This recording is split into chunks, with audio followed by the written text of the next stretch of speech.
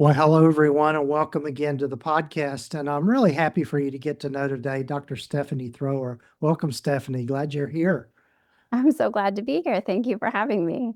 Yes, I'm looking forward to our conversation because this is such a hot topic right now, particularly in our fields, and that's around AI and how we can use it and different ways that we can kind of think outside the box. But as I start with everyone, Stephanie, tell folks a little more about yourself and how you've landed where you've landed.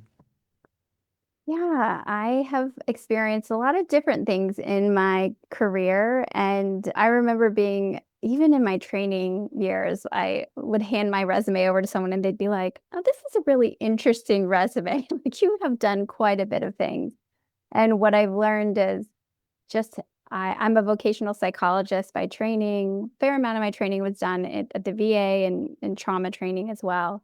And I love working in the space of career and also in business, right? Like if you're working with people who largely have businesses, which is a nice place to be in, you're thinking about all the different hats they have to wear. Mhm. And yes, I've as someone who wanted to have more hats and continue wants to have more hats in my career, I started to develop a coaching program and kind of tripped around different niches because I have a lot of different interests. And I even built a few courses in the process and was like, "Oh no, this isn't the right niche for me. I'm going to kind of pivot and switch." And the more I was doing that, the more I was using AI to help develop really interesting tools and really helpful ways to market myself. And in that process, I was like, "No, you know what? I think AI is the place where I feel really lit up to like both learn how to grow myself, but also teach other people, other therapists, particularly how to use it."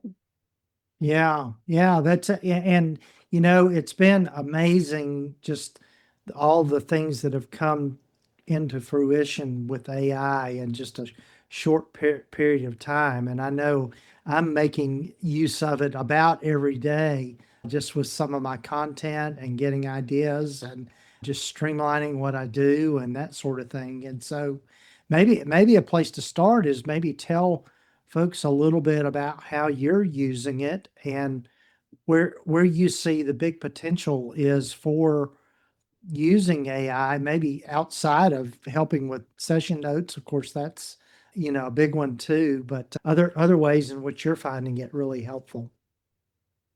Yeah, absolutely. I think I'm using a couple of different tools pretty much on a regular basis. And those tools might be a bit different in my therapy practice than with my coaching practice.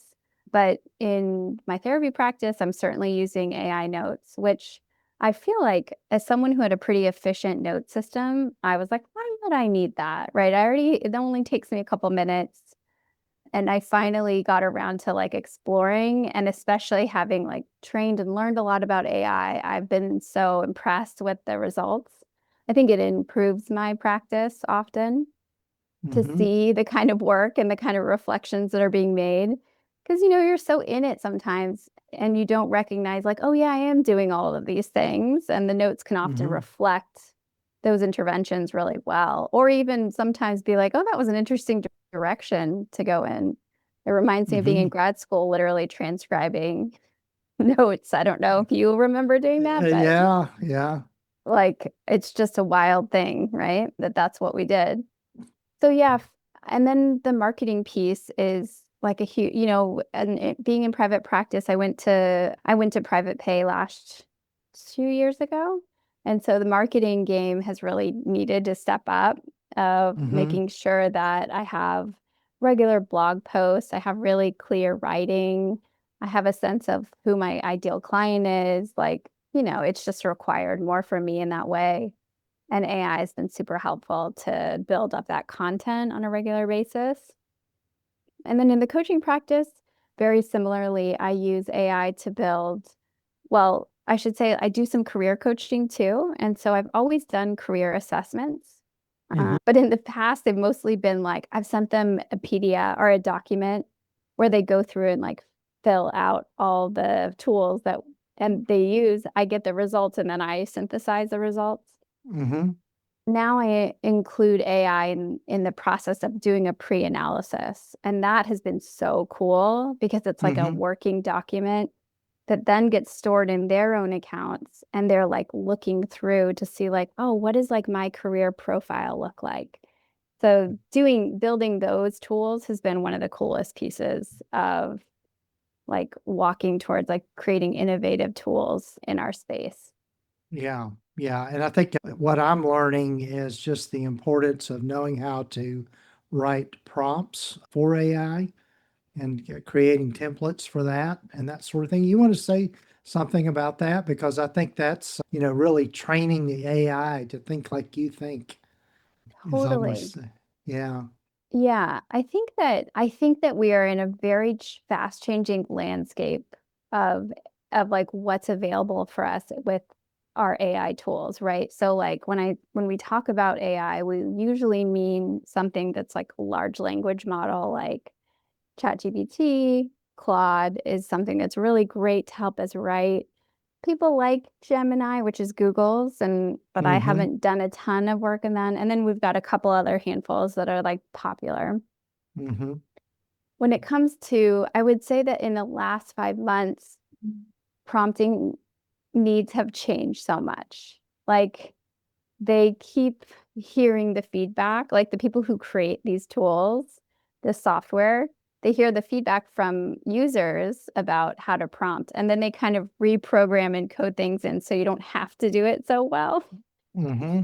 So before, your prompt structure used to be pretty like clear, right? But I think that so we do want to, part of this is us humans learning how to ask what we need from Right. Uh-huh. and I don't, it's almost, I always use the example of, I don't know if you've ever done the exercise where you're supposed to teach someone how to make a peanut butter and jelly sandwich that's an alien that has no idea. And like, it's like put the peanut butter on the bread and like someone puts a jar of peanut butter on top of the Yeah, bread, right? yes, yes. I saw a video on social media of like a school teacher doing exactly that, trying to teach their kids how to write more precisely. And so, yeah, she was spreading peanut butter on the bread bag on the whole loaf of bread and just all kinds of stuff like that. It was pretty funny. Exactly. And oftentimes that's what's happening with AI with large language models when they give us really bad input or output, it's because we confuse them in the words that we made. It's like, can you make it really detailed but really short, right? Like these are Mm-hmm. pretty like competing concepts. Um, Mm-hmm. and so being a good reader is actually really important when you're thinking about writing your prompts well.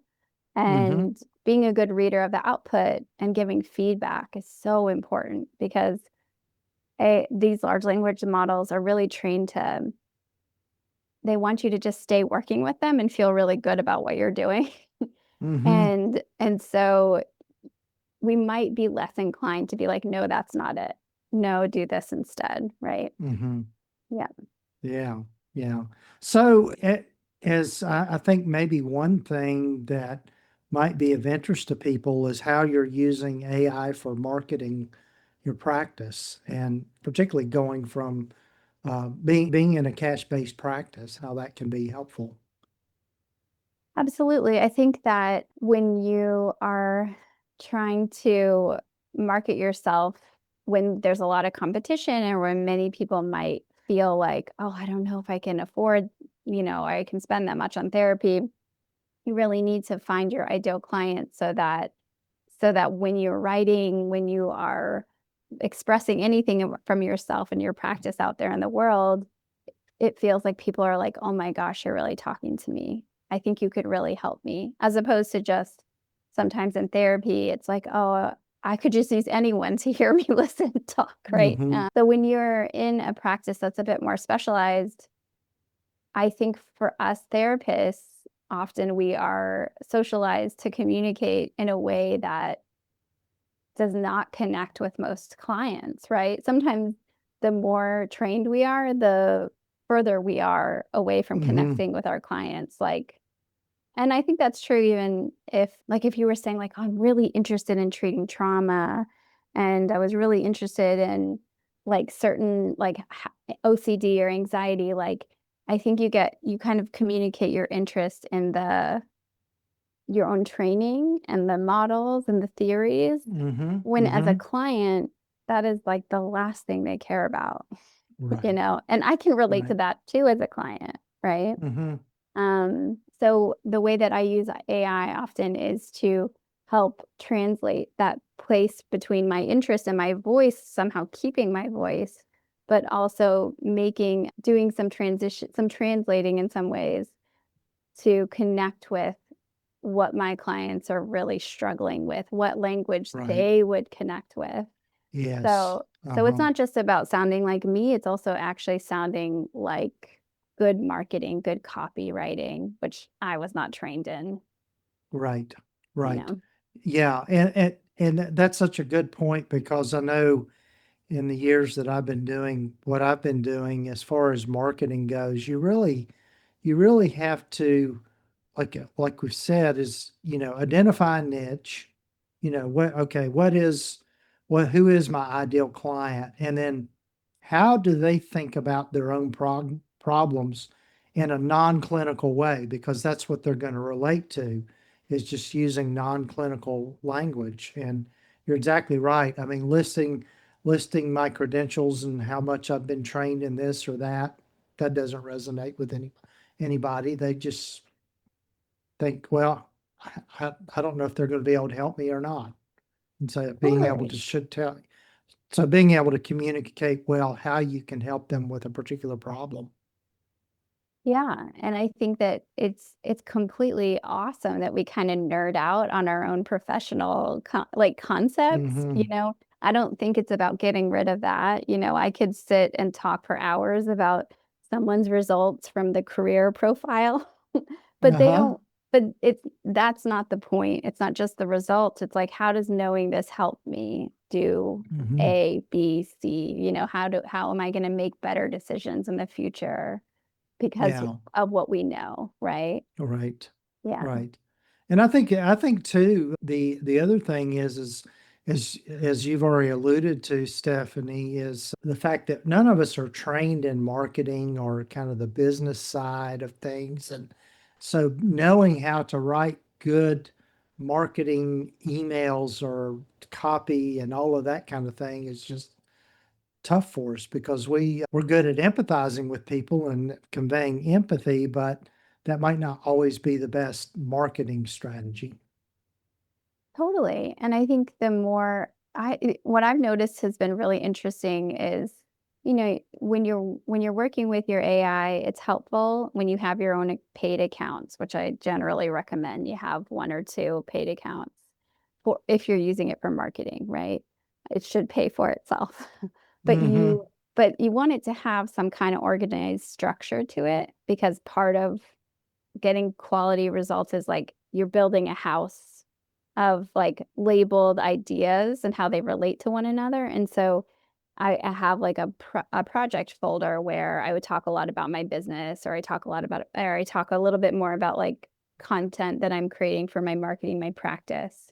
And they're separated out, which I think they should be. I've gotten conversations with ChatGPT to recommend books based on the thing I was struggling with. And Mm-hmm. every book that has been recommended has been such the mind shift that I mine the like both the skills and the mindset shift I needed. Mm-hmm. Kind of being like, okay, you're telling me all this stuff, ChatGPT, but like, give me a reference for like how I Mm-hmm. could expand my knowledge. And I bring that up because in the marketing space, I feel like we as therapists think of marketing as like obnoxious ads Mm-hmm. that interrupt your time, that, it's almost like people who come to the door to sell something at 5 p.m. It's just like, All right. I'm just sitting down for dinner. I don't want to be dealing with this. And I think that is it. There's some emotional piece as well as actually learning the skill. And so that's something I also help with people, is helping them understand like the visibility. You're not trying to be obnoxious to people. You're trying to be top of mind and to be seen for all the cool work you do.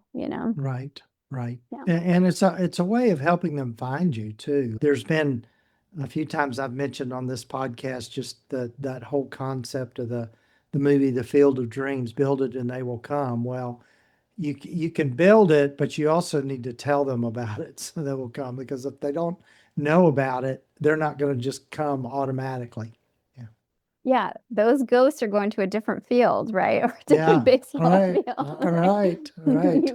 You gotta shout out to say like, hey, like this is the spot, right? Yeah. Right. Right. Oh boy. So, well, what are some of the other things that you're been working on and really developing that people could benefit from? I think in the space of creating marketing for yourself that doesn't feel like such a huge lift, right? So we want our craft, our actual skills of working with people to be the focal point of our careers, but we also need to learn how to market ourselves if we have a practice, right? And so Hmm. I work with people to create a process of turning like 15-minute voice memos into a blog, right? A nice chunky 2000 word blog that will help to build their SEO and their website. And also they can post it in something like Substack, right? Hmm. Or I don't know, I think it would be really cool to do like an audio book, but it's like an audio blog, right? So you read aloud, just Hmm. having different spaces to share your voice. And part of that process looks like training your AI to be able to write, like, because it takes a fair amount of work to create like a quality blog, but also, you doing your own training to understand like what are the main questions that my ideal clients want to be that are asked they're asking and they want to be talking about. And but I find that that system is just so doable because I have 15 minutes to talk into my phone while I'm walking my baby out, like while I'm living my life. And it doesn't like I can get a blog written in 30 minutes that feels really quality and still not plagiarizing, right? It's coming Hmm. from my jumbled words and the values that my practice, like all those things. So, Right. Right. Right. yeah. Yeah. Yeah, it's been fascinating to be able to see how AI builds on itself. And just, I've recently been putting together a course using Claude AI, and, I spent a lot of time on the prompt to say, okay, draw from these resources. This is the concept. This is the audience, all of those kinds of things. And then you put it in, and just within a few minutes, it spits out just this unbelievable amount of content that would have taken me months to create, to type out myself. Yeah. Oh yeah. Oh yeah. And I think course development and is one of my like most favorite ways of supporting people, particularly in thinking about how can we have a whole new way of teaching, right? Hmm. So I Hmm. think when we had prepared courses in the past, it was like your standard video, maybe some worksheets, right? And I think that what we find, the statistics of how people complete courses is very sad, right? Like Hmm. it's Right. something it's something like Yeah. 20% of courses are completed. And I'm a pretty type A student, and I still have many courses that are just maybe like, 70% done and it's just hard to get them all done. So Right. I think because the world is a bit more open book now with AI, I Hmm. think it's more about creating interactive tools that we can be teaching people to gain the skills in the moment. So what that looks like is creating like a custom GPT that people can like interact with that has both this like big fancy prompt, but also has like embedded knowledge. Yeah. And so that sounds all very like obscure, but when I think about actually creating those like in my course, we work with something called the messaging mentor, and it asks people one question at a time and builds the knowledge of like what should my messaging sound like. Hmm. And that process is it's like working in a lab as opposed to being in a course that is just like so passive, if that makes sense. Right. And they're Yeah. getting live feedback on Hmm. how they're doing in their, like how they're creating assets, right? Right. Right. Yeah. Oh, that's fascinating. Yeah, it's just fascinating all that can be done now. And I'm still in the infancy stage and knowing how to navigate all that. So yeah. So Stephanie, I've got to be aware of your time and just thinking about all this. Tell folks more about your course and the things that you have and that sort of thing. Yeah, so I have a course that is, or a program that has a live component. So we have a group live meeting once a week, but also we have recorded course with access to custom GPTs and a lot of AI tools that I've made. So there's two things I really like to make is and teach people to make is a custom GPT, which I guess in some ways is a fancy prompt with like knowledge Hmm. embedded. And I also make AI journals, which is more, it's like a Google Doc that is a series of questions with prompts at the end. And Hmm. as basic as that sounds, I think as therapists, we have like a lot of really cool ideas that we can help people reflect on to grow Hmm. and then have interactive feedback with these journals. It's like I said, it's a living document that we can refeed into our AI and it can be super Hmm. useful. Right. So in that process, I help people build something, typically something outside of build and both market something outside of one-to-one therapy. But I also work with therapists to help them optimize their marketing using AI. And that often will look like developing long format content that then can be pieced into smaller pieces. Because most of us, if people are marketing themselves on social media, it's like they're building their marketing like leaf by leaf as opposed to the roots of the tree, right? Hmm. So finding a way that's much more sustainable for them to not have to every day wake up and be like, what am I going to post about? What am I going to talk about? Hmm. Right. Hmm. Yeah. Right. Oh, that's great. Where can people find the course? I have two places that people can access. So I have my website, which is coachingwithdrthrower.com. And then the program is described in that website. But I also have a free Facebook group where people can come in and see live trainings every week. We talk a lot about all the different ways that we can use AI. There's quite a few coaches and therapists in there already who are really excited about the process of Hmm. integrating AI into their work to make things easier, to make things better. Yeah. Yeah, So well, that good. sorry, the answer to that was it's the group is called AI Tools for Change, and I'll give you the link so that people can click Yeah, in. Yeah. sure. And we'll put those links in the show notes and the show summary for people to access easily. So, well, Stephanie, any parting thoughts that you have just around this whole new world of AI? Yeah, I mean, I think that I feel pretty passionate about making sure that mental health providers and therapists get in on this space, not in a way that because I think there's such a story about how this is going to threaten our work. And Right. sometimes sort of feel overwhelmed by the technical pieces to it. And I want us to step into this space because I actually think a lot of tools are being made without our consultation of what it's Hmm. like to work with people day to day and see how to promote change really looks like. And so I would love for us to be in the room and be thinking of these innovative ways that we can help people during this time, which people are going to need a lot of support during this Yeah, massive change that we're, right. yeah. Yeah, yeah. I'm on the optimistic side in that I think it's going to make our lives easier in some to some degree. And I don't think AI will ever really replace therapists, but yeah, you're right. I think there's that storyline we're telling ourselves around that. So yeah, Yeah. Yeah, I think it's